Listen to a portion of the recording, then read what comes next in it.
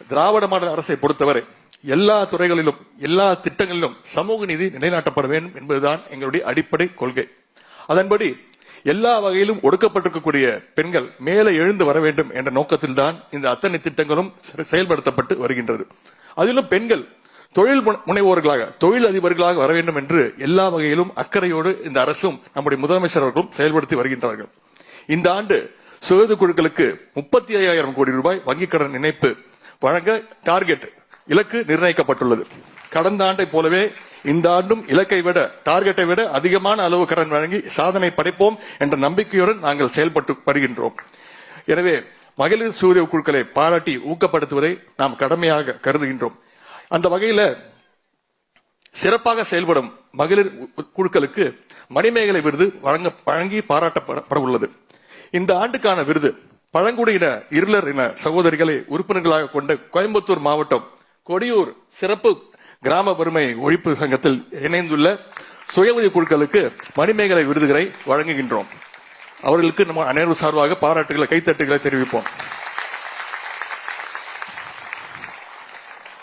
அதே போல கிருஷ்ணகிரி மாவட்டம் ராயக்கோட்டை பாஞ்சாலி நகரை சேர்ந்த விதகல் திருநங்கை சுய உதவி குழுவை சேர்ந்த சகோதரிகளுக்கும் இந்த ஆண்டுக்கான மணிமேகலை விருதுகளை வழங்கி பாராட்டுகின்றோம்.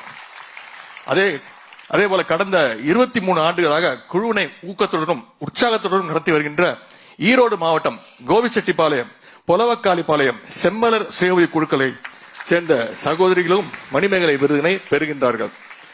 பெண்களுக்கு எதிரான பாலியல் வன்முறையில் இருந்து அவர்களை பாதுகாத்து சட்ட உதவிகளை செய்து பிரச்சனைகளுக்கு தீர்வு காண்பதில் முன்னின்று செயல்படுகின்ற கெங்கவல்லி பாலின வள மையத்தை செயல்படுத்தி வரும் கூட்டமைப்புக்கும் மணிமேகலை விருது இன்று வழங்கப்படுகின்றது. இந்த பட்டியலை பார்க்கும் பொழுதே மனதில் மிகுந்த மகிழ்ச்சியும் உற்சாகமும் பிறக்கின்றது. இந்த பட்டியலே மகளிர் மேம்பாட்டு நிறுவனத்துடைய முயற்சிகளுக்கு கிடைத்த வெற்றியை காட்டுகின்றது. இந்த ஆண்டுக்கான விருதினை பெறுகின்ற அந்த குழுக்களை சேர்ந்த சகோதரிகளுக்கும் வங்கிக் கடன் வழங்கிய வங்கியாளர்களுக்கும் எனது பாராட்டினையும் வாழ்த்தையும் தெரிவித்து இந்த வாய்ப்புக்கு நன்றி கூறி விடைபெறுகின்றேன். நன்றி, வணக்கம்.